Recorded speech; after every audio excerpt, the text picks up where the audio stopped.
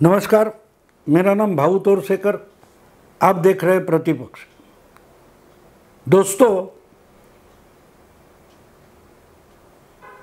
दिल्ली के मुख्यमंत्री केजरीवाल को सुप्रीम कोर्ट ने जो जमानत दी है, इसके कारण बहुत सारे बीजेपी के समर्थक भी विचलित हो गए कि ऐसा कैसे हो गया, इसकी कानून और व्यवस्था क्या है। आउट ऑफ द वे जाकर, दायरा छोड़कर सुप्रीम कोर्ट ने ऐसा निर्णय क्यों दिया, इसका तो मुझे पता नहीं, क्योंकि मैं सुप्रीम कोर्ट में जाता नहीं, वहाँ की सुनवाई देखता नहीं, या मेरी जानकारी कानूनन इतनी भी बड़ी नहीं है। हाँ, लेकिन कुछ बातें ऐसी होती है कि जब विश्वास जतन करना है तो एक्सेप्शनल सिचुएशन में एक्सेप्शनल कदम उठाने पड़ते हैं। और मुझे लगता है कि केजरीवाल के मामले में सुप्रीम कोर्ट ने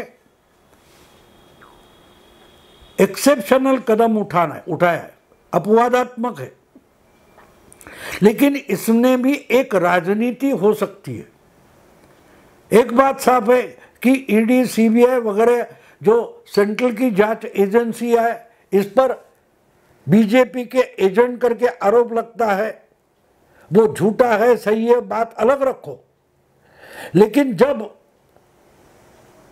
ऐसा निर्णय सुप्रीम कोर्ट लेती है तो उस पर भी वहीं के वही ईडी की एजेंसी और ईडी के वकील अपील कर सकते थे, लेकिन उन्होंने होने दिया। इसका मतलब साफ है कि ईडी या मोदी सरकार को भी केजरीवाल को मिली जमानत मंजूर थी। निर्णय सुप्रीम कोर्ट ने लिया, लेकिन उसके बारे में बीजेपी या मोदी सरकार के मन में कोई आक्षेप नहीं है, कोई आक्षेप नहीं है। अगर नहीं है तो बात मुझे लगती है कि इसमें राजनीति है, लेकिन उस पर मैं बोलूँगा नहीं ज़्यादा, क्योंकि मुझे चुनाव के ऐन मौके पर, यानी दिल्ली और पंजाब, ये दो चुनाव बाकी है, उसी वक्त केजरीवाल को प्रचार के लिए सुप्रीम कोर्ट ने जो मौका दिया है, उससे क्या परिणाम आ सकते हैं, इस पर बोलना है। देखो, एक बात साफ है कि जो कुर्सी नहीं छोड़ना चाहता, एक बात है कि केजरीवाल ने जो पेच खड़ा किया, क्राइसिस खड़ा किया, कॉन्स्टिट्यूशनल क्राइसिस खड़ा कर दिया कि दिल्ली का गवर्नमेंट ठप है, दिल्ली की जनता मरे, दिल्ली की गवर्नमेंट ठप हो जाए, फिर भी मैं चीफ मिनिस्टर की कुर्सी छोड़ूंगा नहीं, मैं उसे चिपके बैठूंगा, जेल में बैठूंगा और दिल्ली की गवर्नमेंट ठप रहे, कोई परवाह नहीं। इस ढंग की राजनीति लोगों को चाहिए क्या, ये सवाल लोगों के सामने अगर आना है तो केजरीवाल को जमानत मिलने की जरूरत थी। देखो, ये कोई कॉन्स्टिट्यूशनल क्राइसिस है नहीं। हाँ, हमारे जो फाउंडिंग फादर्स थे, जिन्होंने देश का संविधान बनाया, तब उन्होंने सपनों में भी ये बात नहीं सोची थी कि इस देश में ऐसे बदमाश नेताओं की फसल आएगी कि जो कानूनी सभ्यता को पैरों तले रौंद कर सत्ता से चिपके बैठेंगे,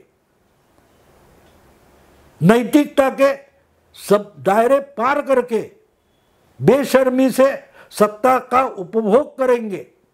ये हमारे जो फाउंडिंग फादर्स थे, संविधान बनाने वाले थे, इन्होंने सोचा नहीं, इसीलिए तो उस संविधान में ये प्रावधान नहीं रखा कि अगर किसी चुने हुए नेता को अरेस्ट हो गई, गिरफ्तारी हो गई, वो अगर सत्ता में है, मंत्री बना बैठा है, तो उसको रिजाइन करना पड़ेगा। इसका प्रावधान इसी कारण से संविधान में आया नहीं। क्योंकि इन्होंने कल्पना तक नहीं की थी कि राजनीति में और राजनेताओं में केजरीवाल जैसी पराकाष्ठा की बेशर्मी हो सकती है। 50, 60, 70 साल पहले हमारे देश में कितनी सभ्यता और संस्कृति थी, इज्जत आबरू क्या चीज थी, इसका पता आज हमको केजरीवाल ने उसका साक्षात्कार दिखाया है कि राजनीति में, सार्वजनिक जीवन में बेशर्मी कितनी रुबाब से दिखाई जा सकती है। क्योंकि ये कॉन्स्टिट्यूशनल क्राइसिस नहीं है। बात यह है कि दिल्ली की विधानसभा में अगर केजरीवाल की पार्टी का प्रचंड बहुमत है तो केजरीवाल ही मुख्यमंत्री रहने की कोई जरूरत नहीं है, कोई जरूरत नहीं है। केजरीवाल जेल में जाना है तो उसके पहले इस्तीफा देकर दूसरे किसी भी एमएलए को मुख्यमंत्री कर सकते हैं। दिल्ली का काम चल सकता है, दिल्ली का प्रशासन दूसरा मुख्यमंत्री लेकर चल सकता है। किसी कानून ने या संविधान ने या किसी जांच एजेंसी ने आम आदमी पार्टी का दूसरा कोई मुख्यमंत्री अपॉइंट किया जाए इसका कभी भी विरोध नहीं किया है। जैसे कि झारखंड में हेमंत सोरेन को अरेस्ट किया गया, उन्होंने रिजाइन किया तो उनकी पार्टी का दूसरा एमएलए मुख्यमंत्री चुना गया। झारखंड की गवर्नमेंट अच्छी तरीके से चल रही है, कोई कॉन्स्टिट्यूशन क्राइसिस नहीं हुआ, संवैधानिक पेच वहाँ खड़ा नहीं हुआ तो दिल्ली में क्यों खड़ा होने की जरूरत है। दिल्ली में जो आज पेच बना है इसका एक ही कारण है कि केजरीवाल को अपने ही पार्टी के किसी भी एमएलए पर भरोसा नहीं है। जो सारे 60 से ज़्यादा एमएलए केजरीवाल पर विश्वास दिखाते हैं उनका ही केजरीवाल पर भरोसा नहीं है। और ये सच्चाई आम मतदाता के दिमाग में आने की ज़रूरत है। जो दिल्ली में मतदाता को समझना चाहिए वही पंजाब में भी समझना चाहिए। इसीलिए तो केजरीवाल को प्रचार में लाना जरूरी था। इसीलिए मैं मानता हूं कि अगर मोदी सरकार है, बीजेपी सरकार है और उनके ही अंडर ईडी काम कर रही है तो ईडी ने इसीलिए कठोरता से जमानत का विरोध नहीं किया। शायद इसमें राजनीति हो सकती है क्योंकि बदनाम गिरफ्तार केजरीवाल जमानत पर बाहर आकर बेशर्मी से प्रचार करे तो मतदाता और जोर शोर से गुस्से में घर से बाहर निकलेगा और केजरीवाल जिसका प्रचार करेगा उसके खिलाफ ही वोट करेगा। केजरीवाल को जमानत पर प्रचार के लिए बाहर आने से कोई सिंपैथी, सहानुभूति नहीं मिलेगी, उल्टा लोग ज़्यादा गुस्से में आ जाएंगे। इसीलिए उसको जमानत दे दी गई, ऐसे मैं मानता हूँ। लेकिन उसका परिणाम क्या होगा ये देखिए। जो कुछ पिछले 1 साल 1.5 साल में हुआ है, केजरीवाल का शराब घोटाला हो, आम आदमी पार्टी का बेशर्मी का प्रदर्शन हो और जो परिस्थितियां बदली है उसके कारण पंजाब में सबसे बड़ा चमत्कार होगा, ये मेरा मानना है। मैं पंजाब गया नहीं हूँ लेकिन पंजाब की जो खबरें मेरे पास आ रही है, मैं देख रहा हूँ, मैं सुन रहा हूँ, उससे मुझे ऐसा लगता है कि केजरीवाल की जमानत पंजाब में बड़ा चमत्कार लाएगी। केजरीवाल के प्रचार से आम आदमी पार्टी को पंजाब में बहुत बड़ा भारी नुकसान होने जा रहा है कि जिस पार्टी का इतना बेशरम मुख्यमंत्री हो कि जो अपना पद छोड़कर अपने ही किसी साथी को मुख्यमंत्री नहीं बनाता और जेल में बैठकर दिल्ली का कारोबार ठप्प कर रहा है। अगर यही पार्टी इसी ढंग से पंजाब में चलती रही तो पंजाब का सत्यानाश हो जाएगा। ये आइडिया पंजाबी मतदाता के दिमाग में आना जरूरी है। और ये काम केजरीवाल को जमानत मिलने से और आसान हो गया है। पिछले 2 साल में जो कुछ पंजाब में आम आदमी पार्टी की सरकार चल रही है, उसको रोकने की ताकत वहाँ का जो अपोजिशन पार्टी है, विरोधी दल है, कांग्रेस हो, अकाली हो या बीजेपी हो, उनके बस की बात नहीं है, क्योंकि संख्या में पंजाब विधानसभा में आम आदमी की ताकत बहुत ज़्यादा है। आम आदमी पार्टी की 119 वगैरह में कम से कम 70% एमएलए आम आदमी पार्टी के हैं। लेकिन उनमें भी चल बिचल शुरू हो गई है। चुनाव के पहले ही आम आदमी पार्टी का एक कैंडिडेट जिसको लोकसभा का टिकट दिया गया था, वो भी केजरीवाल और भगवंत सिंह मान के जो तरीके हैं उससे फ्रस्ट्रेट होकर बीजेपी में चला गया। उसको आम आदमी पार्टी ने अभी चल रही लोकसभा का टिकट दिया था, फिर भी उसको गारंटी थी कि आम आदमी पार्टी से लड़ूंगा तो हारूंगा जरूर, इसलिए वो पार्टी छोड़कर बीजेपी में शामिल हो गया। दूसरी तरफ अपोजिशन पार्टी कांग्रेस है। कांग्रेस का भी एक विद्यमान एमपी है, सांसद है, उसको भी दूसरी बार टिकट दिया गया था, फिर भी उसने कांग्रेस पार्टी छोड़ी और बीजेपी में चला गया। मतलब साफ है कि कांग्रेस हो या आम आदमी पार्टी हो, पिछले विधानसभा और लोकसभा चुनाव के बाद इनकी क्रेडिबिलिटी पंजाब में धीरे धीरे घटती गई है, कम हो गई है। इसलिए इस चुनाव में पंजाब का मतदाता अपना मन बना चुका है, मत बदल चुका है, परिवर्तन की हवा पंजाब में दौड़ रही है। और इसीलिए बहुत सारे आम आदमी पार्टी के एमएलए भी, विधायक भी अपना पाला बदलना चाहते। हाँ, इसके लिए चुनाव में आम आदमी पार्टी के खिलाफ अगर वोट जाता है तो ही बड़ी संख्या में ये टूट फूट होने वाली है। और इसका अगर संकेत हमें चाहिए, सिग्नल चाहिए, तो मैं वो 2 कैंडिडेट की बात कहूँगा जिन्होंने आम आदमी पार्टी का टिकट मिला फिर भी पार्टी छोड़ी। कांग्रेस के एमपी जिनको टिकट मिला वो छोड़कर वो बीजेपी में आ गए, क्योंकि उनको मतदाता का वो सिग्नल पहले से मिल चुका है, ये पार्टियां डूबने वाली है। क्योंकि मतदाता ने, देखो एक बात होती है, एमएलए हो, एमपी हो, फिर से चुनकर आए, इसलिए हमेशा मतदाता के संपर्क में रहता है, लोगों से बातें करता रहता है। गांव में, कस्बे में, दुकान में, बाजार में लोग क्या बोलते हैं इसकी जानकारी वो रखता है। इसलिए टिकट मिला है फिर भी इस पार्टी को जीतने की कोई गारंटी नहीं है।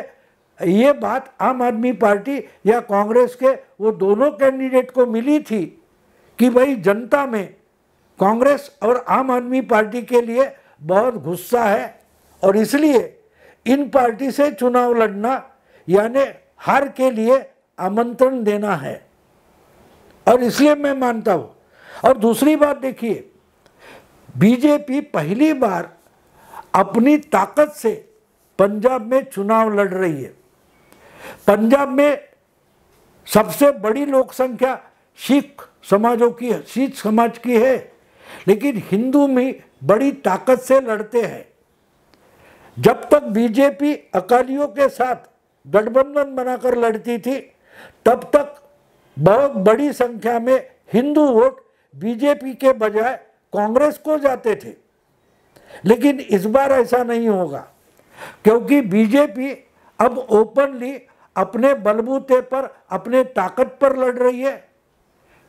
बीजेपी हिंदुओं की पार्टी मानी जाती है, इसलिए कांग्रेस को जाने वाले हिंदू वोट इस बार बीजेपी के तरफ आएंगे।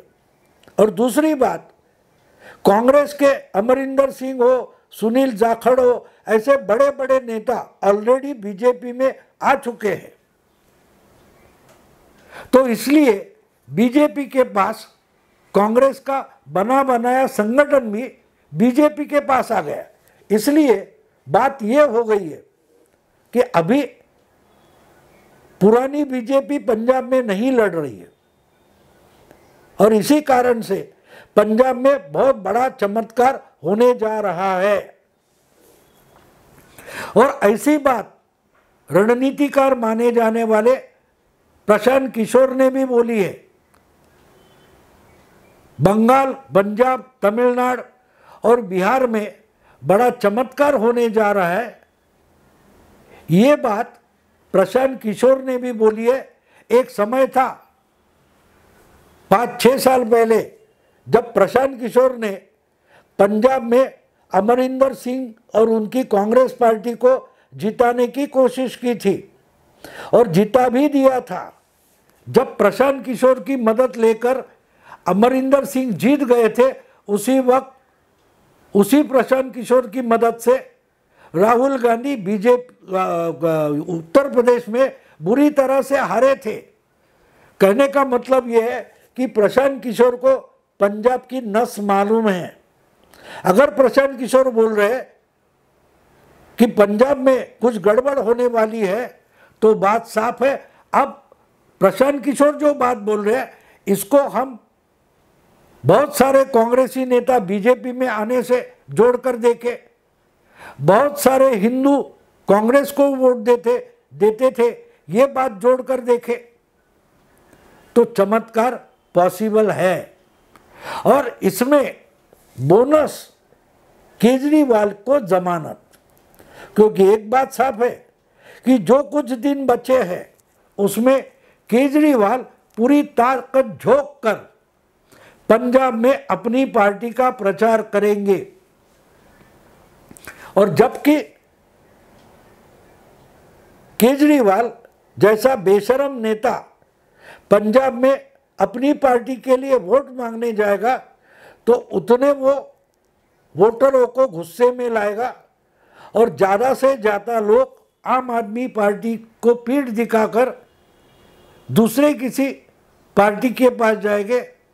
या तो अकाली के पास जा सकते हैं, या तो कांग्रेस के पास जा सकते हैं, या तो बीजेपी के पास जा सकते हैं। अब बात यह है कि अगर आम आदमी पार्टी नहीं चाहिए तो कांग्रेस के पास भी नहीं जा सकते, क्योंकि आगे चलकर पार्लियामेंट में यही आम आदमी पार्टी और कांग्रेस चुनाव में एक दूसरे के खिलाफ लड़ेंगे, लेकिन संसद में हाथ मिलाएंगे।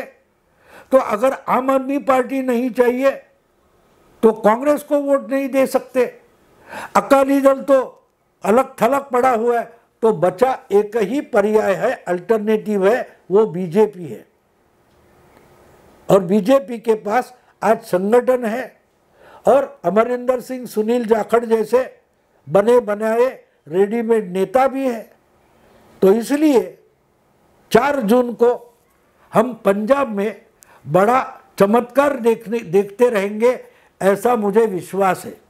एक बात साफ दूं, ये मेरा अंदाज है, मैं ना पंजाब गया हूँ ना मैंने सर्वे लिया है, लेकिन मेरा अंतर्मन ये कहता है कि पंजाब में जरूर चमत्कार होने वाला है। बीजेपी पहली बार अपनी ताकत पर, अपने पैरों पर खड़ा होकर चुनाव लड़ रही है, अकालियों के साथ नहीं है। और केजरीवाल की जमानत, केजरीवाल की गिरफ्तारी, ये बीजेपी के लिए पंजाब में बड़ा बोनस बन सकती है। दोस्तों, अभी यही रुकता हूँ। अगर ये वीडियो पसंद है तो लाइक कीजिए, शेयर कीजिए, सब्सक्राइब कीजिए। नमस्कार।